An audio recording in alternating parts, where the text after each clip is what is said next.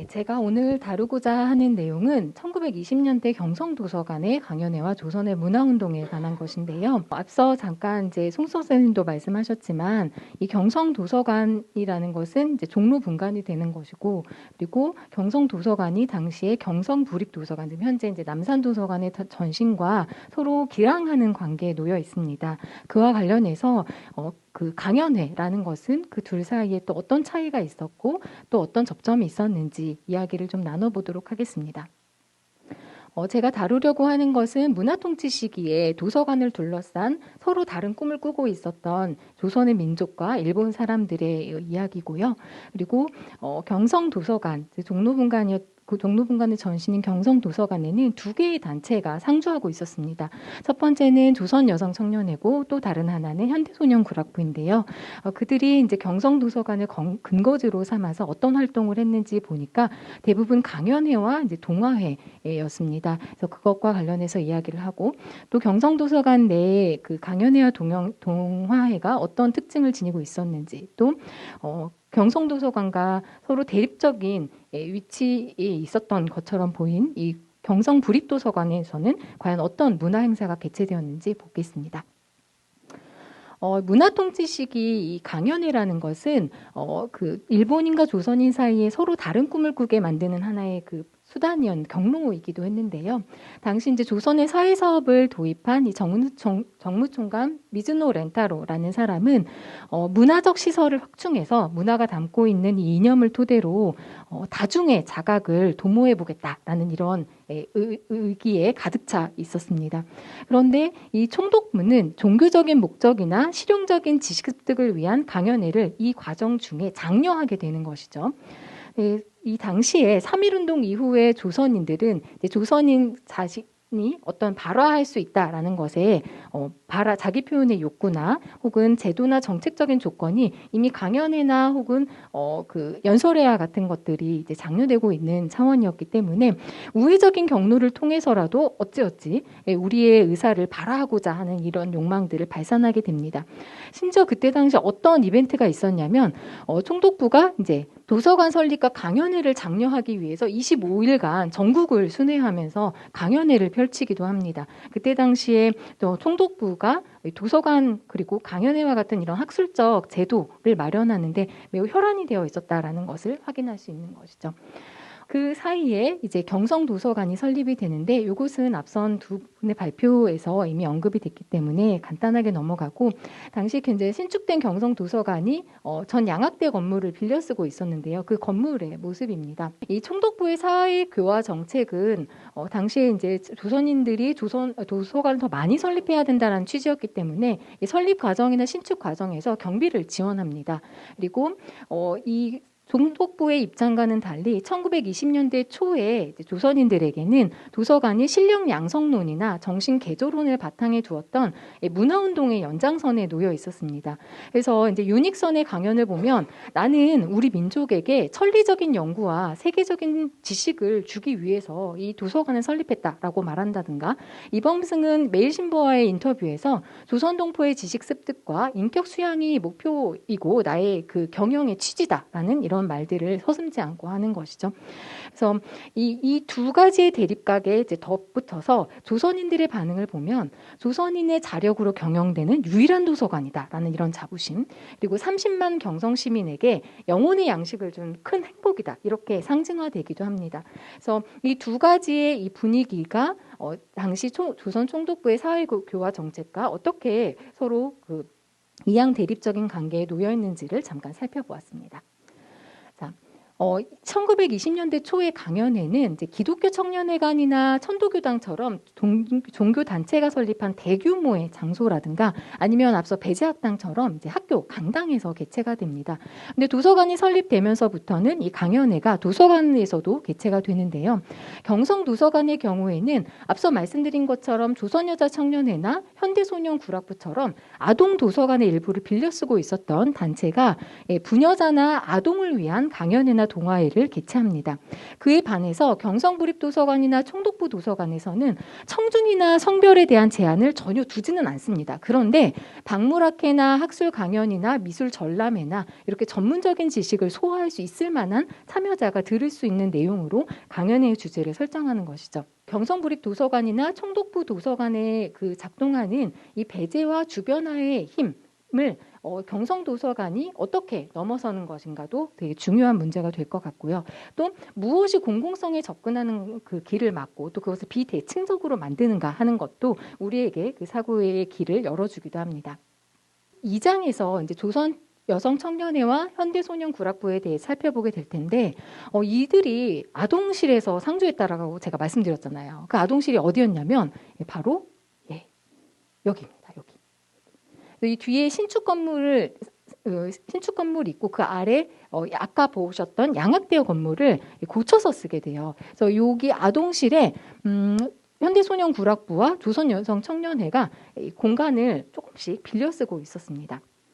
그러면 조선여자청년회는 도대체 어떤 단체인가? 사실 경성도서관에 이 두 단체가 있었다라는 것은 많이 연구에서 언급이 되어 있지만 어떤 그 과정을 거쳐서 발전을 했는지는 언급이 잘 구체적으로 되지 않습니다. 잠깐 말씀을 드리자면 이 조선여자청년회는 1922년 4월 8일에 신알베트라는 여성이 다음과 같은 사람들과 손을 잡고 창립을 합니다.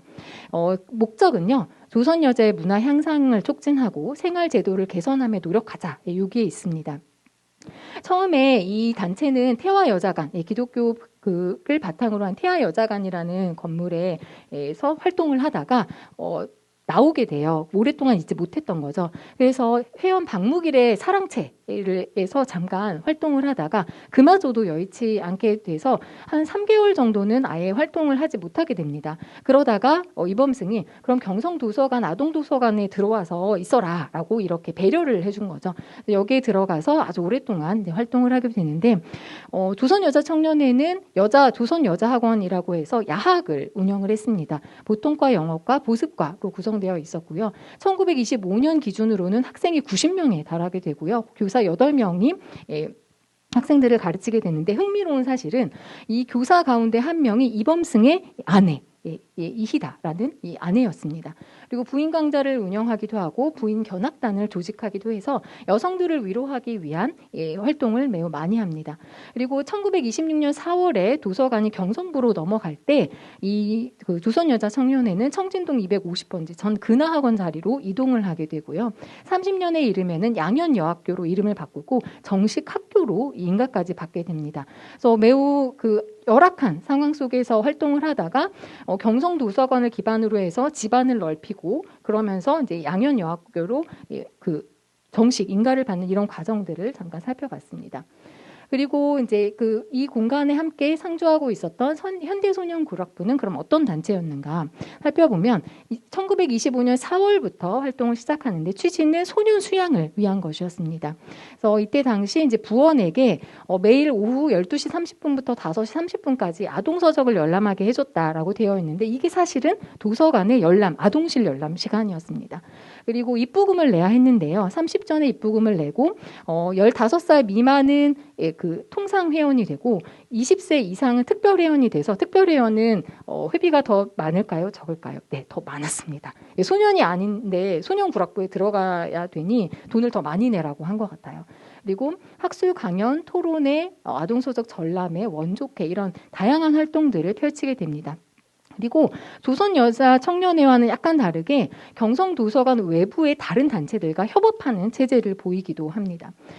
그리고 경성도서관이 종로분관이 된 이후에도 이 자리에 남아서 몇 개월간 활동을 하는데요. 이때 이제 조선여자청년회가 나갔으니까 그 자리에서 여성 교육을 위해서 현대학원을 설립을 하게 됩니다. 그래서 여기에서 1926년 기준 이제 60여 명 정도의 학생들을 데리고 보통과와 수험 준비과로 구성해서 야학을 운영하게 되고요. 그런데 이 단체를 1927년 6월에 도서 주임이 나가라라고 합니다. 그래서 오랫동안 있지 못하게 되는데요. 왜 이 단체를 나가게 했을까라고 보았더니 이 단체가 이제 조선소년연합회라고 해서 한 경성시내 20여 개의 단체가 모두 연합해서 으쌰으쌰 이제 소년 운동을 벌이게 되는데 거기에서 세포 단체로 활동을 하게 됩니다. 이 정치적 거리두기의 일환으로 이 현대소년구락부를 이제 경성부립도서관 종로 분관에서 내치게 된 것이 아닌가라는 생각을 잠깐 해봤습니다. 자, 조선여사청년회와 현대소년구락부는 그러면 어떤 의의를 지니고 있을지 잠깐 정리해 보겠습니다. 일단 이 조선여자청년회는 교육을 통한 여성의 인격해방이라는 당시 1920년대 문화운동의 연장선에 놓여 있었습니다. 당시 경성에는 경성여자기독청년회나 조선여자교육회, 차미리사가 운영했던 이런 단체들의 연장선에서 활동을 했던 것이고요. 현대소년구락부의 경우에는 이제 문명과 진보를 향한 개량적 계몽주의, 즉 정치운동의 일환으로 소년운동을 했던 단체입니다. 그래서 1920년대 그와 같은 이제 개량적 계몽주의를 계승한 단체라고 볼 수 있습니다. 앞서 견학단을 만들었다라고 했는데 이렇게 한 60여 명 되는 아이들을 오개오개 모아가지고 그 조선일보사도 가고 동아일보사도 가고 그랬더라고요. 그리고 조선여자청년회가 했던 강연회의 한 장면인데요. 여기 보면 이순학이라는 사람은 뒤에 제가 보겠지만 강연회의 연사로도 등장하는 교사입니다. 야학의 교사. 그러면 당시 경성도서관에서는 어떤 강연회나 동화회가 있었을까요? 이제 네 세목을 봐야 될 텐데요. 1922년부터 이제 환등회를 시작으로 해서 강연회를 하는데 저의 토론을 맡아주신 송민호 선생님이 연구를 진행을 하시기도 했지만 당시의 강연회는 지금 이렇게 딱딱하게 이야기만 하고 있잖아요. 그런데 갑자기 여기에 막 장구도 치고 꽹과리도 치고 이러면서 노래도 부르고요. 그리고 활동 사진도 틀어주고 그럽니다. 그러니까 정말 많은 사람들이 오는 거죠. 그래서 환등회로 시작을 하는데 처음에는 장소가 경성도서관이 아니었습니다. 왜냐하면 이 환등회를 할 만한 설비가 없었던 것이죠. 그래서 중앙기독청년회에서 개최를 하고요. 입장료 10전을 받았습니다. 그런데 경성도서관에서 했던 강연회나 동화회는 이때 정도만 입장료가 있고 대부분 무료였습니다. 그래서 많은 사람들이 그냥 올 수 있었던 거죠. 그리고 경성도서관에서는 빈민 자녀를 위한 교육 사업을 꾸준히 했고 이제 교사 고흥순을 상주하게 해서 아이들을 보살피는 역할을 맡도록 했습니다. 그리고 여기 보면은 이제 북아메리카의 명승지를 환등으로 영사한다, 정기 지식도 강연한다 이런 이야기들이 있는데 만약 일본어였을 경우에는 이범승이 통역을 했습니다. 그러니까 조선인들이 일본어를 알아듣지 못하는 것에 대해 대비를 한 것이죠. 그리고 이제 조선여자청년회가 상주하게 되면서는 회장 알베트의 개회사로 시작을 하게 되는 것이고 보면 대부분 남녀평등, 즉 여성해방운동과 관련된 강연들이 가장 많은 분포를 차지하고 있습니다. 그리고 이제 청년의 발전과 여자의 사명이나 이런 것들을 강연을 하는데 거기에 덧붙어서 강조해야 될 것은 바로 위생이나 전기 이런 것처럼 과학과 관련한 강연회가 굉장히 많았다라는 점입니다. 그리고 보시면 아시겠지만 회장 알베트나 이범승 이런 사람들뿐만이 아니라 지금 이제 총독부 산하의 촉탁들이 와서 강연회를 했다라는 것도 확인하실 수 있어요. 그리고 이제 감기가 오래 유지됐을 때 일어나는 질병이라고 하더라고요. 응용화학적 실제나 사회 현상 지금 보면 총독부 시학관 현원이 여러 차례 와서 강연을 하기도 합니다. 이것이 의미하는 바는 뭐냐면 당시에 문화 운동의 여파 속에서 경성도서관이 강연회를 개최했더라도 거기에 투사되는 총독부의 사회교화 정책이 계속해서 작동하고 있었다라는 점입니다. 그리고 이제 드디어 방정환이 등장해서 동화회를 개최하게 되는데요. 지금 간간히 등장하는 이 방정환의 이 동화회는 25년부터는 현대소년구락부가 그 명맥을 이어서 방정환 이외에 여러 연사들을 초청해서 진행을 하게 됩니다. 자, 경성도서관에 그렇다면 왜 이 두 단체가 상주를 하면서 강연회와 동화회를 개최했을까라는 생각을 해보시게 될 텐데 이용자 통계를 한번 보겠습니다. 신축 이후의 이용자 통계인데요. 보면 대부분 남성이 편중되어 있는데 남성 가운데 이 정도 그러니까 과반수 이상이 중학생이었고요. 극소수의 내지인이 포함되어 있었다고 합니다. 그리고 여성이 있지만 101명 정도로 여성이 있지만 여기 보면 퍼센테이지를 확인하시면 아시겠지만 정말 보이지 않을 정도로 그 숫자가 적다라는 것을 확인할 수 있고요. 또 어린이의 경우에는 소학생으로만 구분이 되는데요. 이렇게 이제 분포도를 보여주는 데에도 이제 미취학 여성이나 어린이의 도서관 이용 정도를 알 수가 없습니다. 그래서 이범승이나 이제 이 두 단체가 이제 여성의 독서, 어린이의 독서를 장려하기 위해서 오히려 이 경성도서관 내부로 들어와 다양한 활동을 했던 것은 아닌가라는 생각이 듭니다. 경성도서관의 강연회가 그러면 어떤 의의를 지닌지 잠깐 정리를 해봐야 될 텐데요. 앞서서 말씀드렸던 것처럼 당시 조선의 문화운동에서 강조했던 과학이라는 것이 아주 중요한 키워드였다라는 거. 그래서 그 동아일보에 연재됐던 과학과 민족의 운명이라는 논설이 있는데요. 거기에 첫 번째 시리즈에서 이런 문구가 나옵니다. 조선 여자 청년회의 과학 강좌는 시대의 요구에 응한 것이다. 그래서 대시대적인 발상이 이 여자 강연회에 녹아있다라고 고평을 하는 것이죠. 그리고 이 강연회가 또 하나 주목해 보아야 할 점은 일반적인 교양과 특수한 교양을 이분화하고 그것 자체 각각이 따로 고립되어 있는 상태로 두는 것이 아니라 지식의 독점성을 지식인이 어느 정도 극복하는 과정을 겪게 만듭니다. 가령 무식한 분야라도 이해하도록 설명하겠다고 하더라. 혹은 그림을 그리고 실험을 보여서 떡 먹듯이 설명하겠다고 하더라. 혹은 사람의 모형을 가지고 해부 설명을 할 터이니 다들 모여들어라. 이렇게 지적인 진입 장벽을 낮추어서 사람들을 이제 불러 모았던 것이죠. 그래서 앞서 살펴본 것처럼 다양한 주제나 연사 이런 내용들은 민족 독립을 위한 계몽 운동만으로 경성도서관의 강연회를 한정지을 수 없다라는 것을 확인하게 됩니다. 또 하나 흥미로운 것은 당시 조선 여자 청년회의 부인 강좌와 각 전문학교 연합음악회가 같은 요일 같은 시간에 개최가 됩니다. 그런데 보세요. 여기서는 머리를 이제 뒤로 닦거나 비녀를 한 여성들이 무명 한복을 입고 와서 강연을 듣고 있죠. 뒤에 음악회는 대부분의 남성, 단발한 남성이 양복을 입고 와서 음악회를 누리고 있습니다. 이 두 개의 기사를 실는 기사의 그 내용들이 매우 흥미로운데요. 앞에는 정숙한 여인이 집중해서 강연을 듣는 것에 대한 탄성이 그 기자의 기사에 녹아 있고요. 두 번째 그 장면에 대한 기사에서는 오묘한 음악에 모든 사람들이 녹아들더라. 이런 정도의 이제 음악 자체에 집중하는 기사를 내보내기도 합니다. 그래서 당시에 얼마만큼 여성 교육에 미디어가 그 집중하고 있었는지를 확인할 수 있습니다.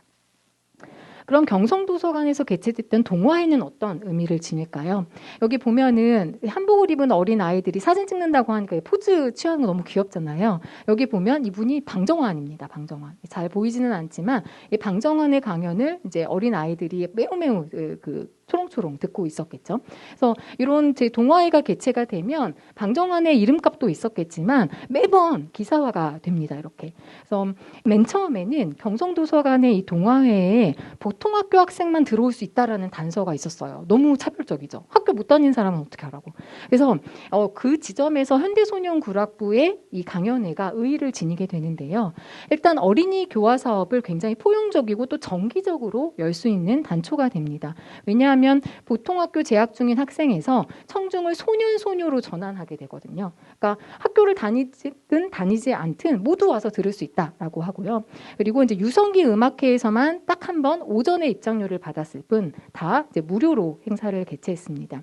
그래서 이 어린이 동화회뿐만이 아니라 어머니 대회를 열기도 하는데요. 이와 같은 행사에서는 이제 여성이나 어린이가 배움의 즐거움이라는 이 특정한 목표를 잠재적으로 공유한다라는 차원에서 의미를 지니게 되고 무엇보다 이범승의 입장에서도 생각을 해봐야 되겠죠. 열람자 수가 증가하는 그 긍정적 효과도 냈으리라고 생각이 듭니다. 당시에 경성부립도서관에서 개최됐던 문화의 행사를 봐야만 경성도서관에서 개최됐던 강연회의 특징이 조금 더 선명해질 텐데요. 당시 이제 1920년대 문화운동의 취지는 이제 사회교화 사업과 접속할 위험을 다분히 담고 있었습니다. 한번 하나의 기사에 주목을 해보겠습니다. 앞서서 제가 경성도서관에 있었던 조선여자 청년회가 종로분간이 되면서 사라지게 됐다라고 했잖아요. 이전을 하게 됐다라고 했잖아요. 그것과 관련해서 매우 흥미로운 기사가 있는데요. 이 조선여자 청년회와 관련해서 2세 국민을 잘 길러서 우리와 같은 비경을 당하게 하지 말자라는 것이 20년대 그 중반에 조선여자 청년회를 바라보는 조선인들의 시선이었습니다. 이때의 비경은 당연히 이제 식민지 통치 상황이라는 것이죠. 그런데 거기에 이와 같은 연장선에서 경성도서관이 그 종로분간이 될 위험이 있으니까 우리가 경성부립도서관이 이 경성도서관 안에 있었던 조선여학회의 사업까지도 우리가 경영해주겠다라고 그 매일신보를 통해서 기사를 내보냅니다. 그러자 동아일보가 바로 이틀 뒤에 어떤 기사를 내보내냐면 소문은 절대 무근의 풍설이다. 조선여자 청년회는 종로분간의 그 경성부립도서관의 경영하로 들어가지 않을 것이다라고 이야기를 하고요. 신알베트라는 회장은 뭐라고 말하냐면 그 기사가 나간 이후 내가 주변에서 조선여자학원을 경성부에 팔아먹었다라고 비난해서 정말 죽을 지경이다라는 이런 기사가 나옵니다. 이건 뭘 의미하는 걸까요? 당시 조선여자청년회를 둘러싼 이 교육사업이 조선총독부의 사회교화 사업으로 충분히 전유될 여지를 지니고 있었다는 것을 뜻하는 것이죠. 그러면 경성부립도서관에서는 어떤 강연회가 있었던 것일까요? 보시면 조선건축계와 사회사업연구회가 공동으로 개최한 주택강연회 있었고요. 개강식 기념으로 인쇄의 전람회 있었습니다. 그리고 보시면 되게 그 흥미로운 것이 대부분 이제 그 총독부와 관련된 인사들이 강연을 진행을 하게 됩니다. 그리고 도시계획 그리고 사회개조에 덧붙어서 2번에 보세요. 2번에서는 종교와 관련된 강연을 꼭 하나씩 넣었습니다. 그리고 되게 무서운 분도 옵니다. 이분은 이토노리노, 이분은 그 식민지 시기에 사상범들을 마구마구 감옥에 넣었던 굉장히 유명한 이 판사가 와서 조선의 범죄에 대해서 강연한다라고 생각해 보세요. 조선인이 과연 갔을까요? 네, 이렇게 이제 강연의 판이 짜여 있는데요. 그러면 이 강연 내용은 어떤 의미를 지니는지 한번 보겠습니다. 앞서 잠깐 언급했지만 이 사회사업연구회라는 단체가 경성부립도서관에서 강연을 많이 합니다. 이 사회사업연구회는 21년 5월에 조선총독부가 사회교화 사업에 관심을 두고 있는 경성부 관민 100명을 모집해서 발족한 단체이고요. 특이하게 도서관이 경성부립도서관 경영으로 넘어간 이후에 이 사회사업연구회가 통속강연회라고 해서 계속해서 강연회를 개최를 하게 됐는데요. 이 도시계획이나 식민지 발전 방안 혹은 조선인의 범죄를 둔 이런 전문가 강연에 덧붙여서 일본의 종교사성이나 국가적 상징에 대한 종교계 인사의 강연을 덧붙입니다. 근데 이렇게 두 개로 이원화된 이유는 무엇이냐면 당시 조선사회사업연구회가 총독부 학무국의 사회과와 종교과의 업무를 이어받은 거예요. 그래서 이 두 개의 학과에서 강연을 하나씩 맡은 것이죠. 그리고 이 통속이라는 의미는 그럼 어떻게 받아들여야 되느냐면 일본 측에서는 각 시에 통속 도서관을 개설했다라고 해요. 이때의 의미는 무엇이냐면 보통의 지식 정도를 표준으로 한다라는 의미에서 누구나 들을 수 있는 강연회 정도로 그리고 누구나 들어갈 수 있는 도서관 정도로 이해됐다라고 합니다. 두 번째는 앞서 이제 목록에서도 보셨지만 경성도서연구회가 그 경성부립도서관에서 강연회를 개최하는데요. 이 경성도서연구회는 경성부립도서관부터 경성분의 모든 도서관의 그 관계자들이 모여서 창설한 단체인 거죠. 그리고 도서관 사무가 인보, 즉 자선 사업에까지 이어져서 도시의 사회 사업이 도서관 중심이 되어가는 이 추세에 맞춰서 우리가 연구를 해야 된다라는 이런 그 취지로 만들어진 단체입니다. 이 단체가 그 개설한 강연회의 내용은 대부분 이제 총독부 사서를 연사로 초대를 해서 사서의 역할이나 특정 인물의 자료 수집 방식에 대한 매우 전문적인 강연을 하게 됩니다. 가령 이제 총독부 촉탁 가토강가쿠라는 사람은 항무국 고적조사과에 있었던 사람이에요. 그래서 유물을 수집하고 정리하고 책자를 발간했던 이런 인물입니다. 이런 인물들이 와서 강연회를 했으니 일단 그 내용 자체가 일본의 의도대로 해석된 조선의 문화 많이 치우쳐져 있다라는 것 그리고 원활한 문화 지배를 위한 연장선에서 이 강연회가 펼쳐졌다라는 걸 확인할 수 있습니다.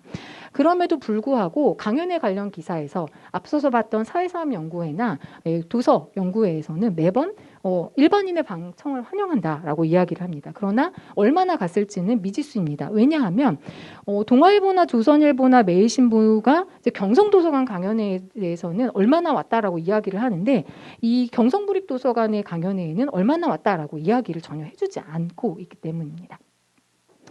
그리고 경성부립도서관에서는 도서관 주간 행사를 하는데 물론 이제 경성도서관도 한 번 정도의 도서관 행사를 거치게 됩니다.